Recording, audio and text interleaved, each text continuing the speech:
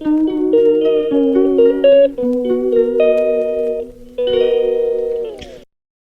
जी, राम राम जी। झुंझुनू चाटनी Priyanka blog channel में एक बार से फिर से आप लोगों का स्वागत है। और उम्मीद करती हूँ आपको ये वाला ब्लॉग बहुत ज़्यादा पसंद आएगा, क्योंकि आज ही डेली ब्लॉग में कुछ नहीं लेके आ रही हूँ। आज मैं सिर्फ कुछ समाज के लिए संदेश देना चाहती हूँ, क्योंकि बहुत से लोग हैं पता होते भी मतलब कि कुछ नहीं करते हैं वो लोग। तो मैं चाहती हूँ मेरी वीडियो के माध्यम से कुछ लोगों को बेनिफिट मिले। तो अपनी कहानी स्टार्ट करते हैं। कहानी चल रखी है अभी जो न्यू लेटेस्ट कहानी है, जिसको हम ये भी नहीं बोल सकते कि वो हिस्ट्री में हुई है या फिर जो पीछे भी है। प्रेजेंट की जो कहानी मैं आप लोगों के साथ बताना चाहती हूँ, जो भी प्रेजेंट में जो घटना घट रही है उसके बारे में ही बात करूँगी मैं आपसे। क्योंकि देखो, पीछे के लोग तो बोल देते हैं पीछे पता नहीं क्या हुआ क्या नहीं हुआ, लेकिन मैं जो आपको बताऊँगी वो प्रेजेंट घटना बताऊँगी। तो कहानी है सीकर ज़िले की नीमका थाना से।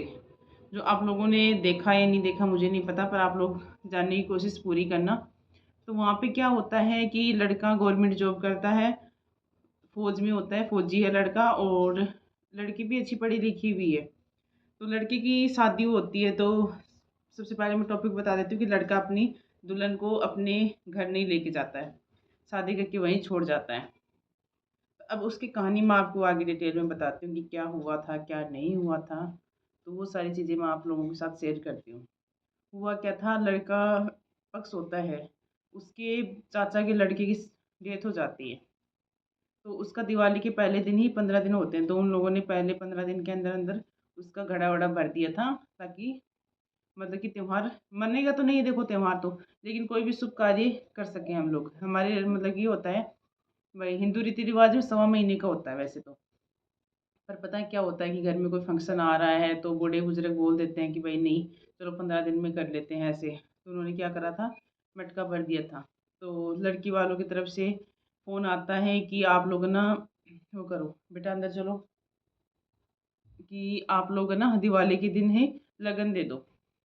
फिर भी लड़के वाले एक बार तो ऐसे सोचते हैं कि ये क्या बात हो गई, मतलब इतना जल्दी लगन के लिए बोल रहे हैं, कल तो हमने घड़ा भरा है और आज हमें लगन के लिए बोला जा रहा है। तो उसमें थोड़ा सा लड़के वालों को संदेह तो होता है कि ये मामला तो कुछ अलग ही होने वाला है। तो आप इसमें ना ना लड़की की गलती हो सकती है ना लड़की की, इसमें दोनों पक्षों की बराबर गलती है इस वीडियो के माध्यम से। तो उसमें क्या है, दोनों पक्षों की ही गलती है उसमें। उससे मतलब कि हम तो वीडियो देख रहे हैं, उस टाइम नहीं वहाँ पे थे। लेकिन आपको एक चीज़ का मैं संदेश देना चाहती हूँ समाज को, कि हमारे ना पहले बोलते थे ये चीज़ें, ये बात सही कि घर में बड़े बुजुर्ग होना ज़रूरी होता है।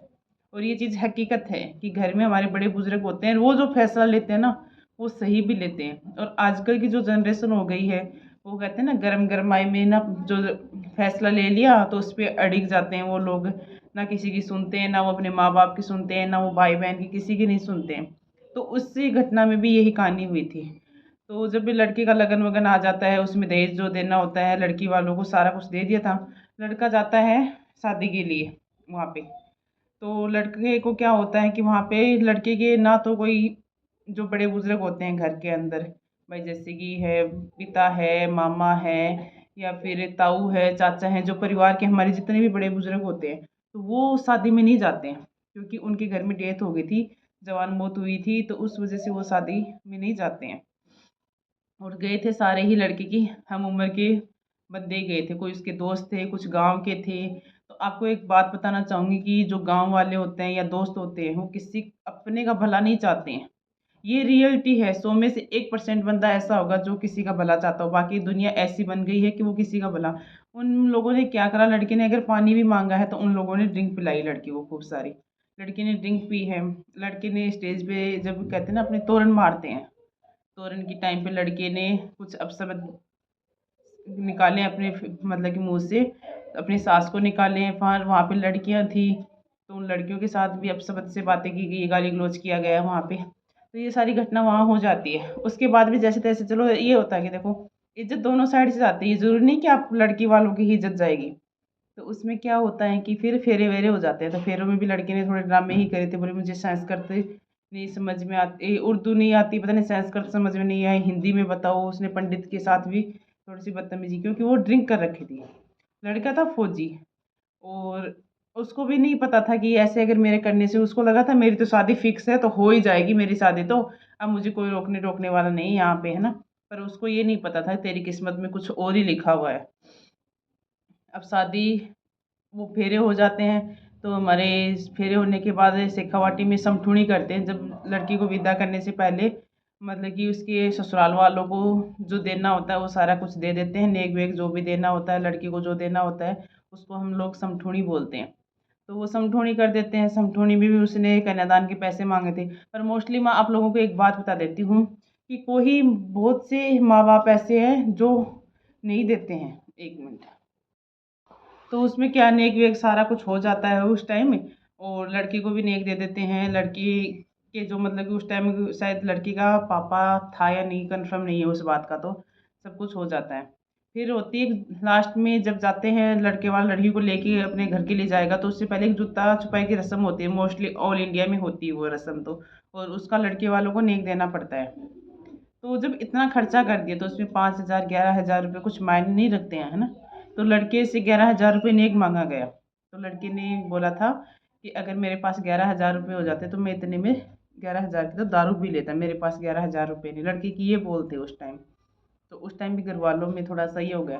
फिर माहौल ज़्यादा ही गर्मरा गया था इस टाइम। तो फिर क्या था, लड़का बिना दुल्हन के वहाँ लौटा। भाई लड़की पक्ष ने अपनी लड़की उसके साथ नहीं भेजी थी। अभी लड़के वाले की बातें सुनते हैं तो लड़की ने फिर उस पर दहेज का केस लगा दिया। अब मेरा मानना है कि उस टाइम अगर लड़का ना जाके बड़े बुजुर्ग वहाँ आते, शादी में आते, शादी अटेंड करते, या फिर जब वो बात हो गई थी उस टाइम भी बड़े बुजुर्ग आते, वहाँ पे बातें समझाई जाती, 5 लोग बैठते, बातों को समझते। वहाँ पे सब बच्चे बच्चे रह गए थे, दोनों साइड से ही बच्चे बच्चे थे। भाई मायके वाले जो लड़के पक्ष है ना उसकी साइड से भी बच्चे थे, और लड़के पक्ष में भी सारे वो बच्चे बच्चे ही रह गए थे। अब वो कहते हैं ना गर्म खून है, तो गर्म खून में बस जल्दबाजी में उन्होंने फैसले ले लिए। लेकिन 2 घंटे 3 घंटे समझाई करी जाती, जो भी होता वहाँ पे करते वो लोग। उसके बाद अगर ये चीज़ होती कि लड़की को नहीं जाना है तो बात अलग थी। अब लड़की ने केस लगाया है दहेज का। तो एक बात और मैं बता देती हूँ, इससे मैं समाज को संदेश देना चाहती हूँ कि बहुत सी लड़कियां हर छोटी छोटी बातों पे एक केस लगा देती हैं, दहेज का केस लगा दूंगी, वो लगा दूंगी, ये कर दूंगी, वो कर दूंगी। तो ये चीज़ गलत धारणाएं हैं। आप अपनी पढ़ाई लिखाई का गलत फ़ायदा ना उठाएं, जब तक कि किसी की ज़िंदगी बर्बाद ना करें। हम मानती हूँ लड़के वाले भी गलती करते हैं, मैं भी एक लड़की हूँ, गलती लड़के वाले भी करते हैं। लेकिन पहले समझाइश करी जाए, उसके बाद ये लगे कि आपको ज़्यादा ही टॉर्चर हो रहे हो तो केस करना चाहिए, ऐसा नहीं कि नहीं करना चाहिए। अभी लड़के पक्ष की बातें सुनते हैं तो लड़के वाला बैठा है जेल में, लड़का भी बैठा है, उसका पिता भी बैठा है, उसका मामा भी, वो सब जेल में है। तो एक तो उसने फौजी होने का कलंक अपने सर पे ले लिया, दूसरा उसने दहेज का ले लिया, तीसरा उसने समाज में अपनी इज्जत गंवा दी, कुछ नहीं बचा ना उसके पास। चौथा उसके घर में आज उसकी वाइफ भी नहीं आई है। तो उस लड़की पे क्या बीत रही है, उसने मेहंदी लगाई है, फेरे लिए हैं, सब कुछ करें, आज वो फिर भी अपने मायके बैठी है। मतलब हर एक लड़की का सपना होता है कि मैं अपने ससुराल जाऊं, भाई वहाँ ससुराल जाऊंगी, ये सब होगा, वो होगा, ये होगा, मतलब कि हर एक चीज़ का सपना लेती हैं लड़कियां। और लेते लड़के भी, ऐसे नहीं बोलती कि लड़के भी नहीं लेते हैं, लेकिन उसके तो सपनों पे पानी फिर गया ना लड़की पे। तो मैं इसमें ना लड़की की तरफ हूँ ना लड़के की तरफ हूँ, मैं बोलती हूँ कि दोनों साइड से गलतियाँ हुई थी। लड़की की साइड से भी गलती थी और लड़की की साइड से भी गलती थी। तो इसमें सबसे बड़ी मेन पॉइंट क्या होता है कि बड़े बुजुर्ग का घर में होना कितना ज़रूरी है, ये बातें आप लोग समझ रहे होंगे। तो इस बात से हम ये एक ही अंदाज़ा लगा सकते हैं कि सब लोग बोलते हैं नहीं, बड़े बुजुर्गों को कहीं लेके नहीं जाना या बड़े बुजुर्गों की राय नहीं लेनी है। पर आज मैं आपको एक हकीकत बताती हूँ, जब तक आप अपने घर में कोई भी फैसले अगर बड़े बुजुर्गों से नहीं लोगे तो वो फैसले आपके हमेशा गलत ही रहते हैं। हमेशा हर जगह बड़े बुजुर्ग, क्योंकि वो हर चीज़ का उनको नॉलेज होता है, वो सब उन लोगों ने देख लिया, हर चीज़ को वो फेस कर चुके हैं, तो उनको हर चीज़ का नॉलेज है। तो उनसे राय लेनी ज़रूरी होती है। अगर आज उस घटना के टाइम बड़े बुजुर्ग दोनों साइड होते तो शायद आज वो इतनी बड़ी घटना नहीं होती। तो आप लोग इस मेरे वीडियो पे क्या राय कमेंट देना चाहते हो तो मुझे ज़रूर बताना। आप लोगों की क्या राय है तो ये मुझे ज़रूर बताना आप लोग। तो मिलते हैं आपसे एक और नेक्स्ट ब्लॉग में, तब तक के लिए बाय बाय। और जो भी चैनल पे न्यू है चैनल को सब्सक्राइब कर लेना, लाइक शेयर कमेंट करना ही है। Bye bye.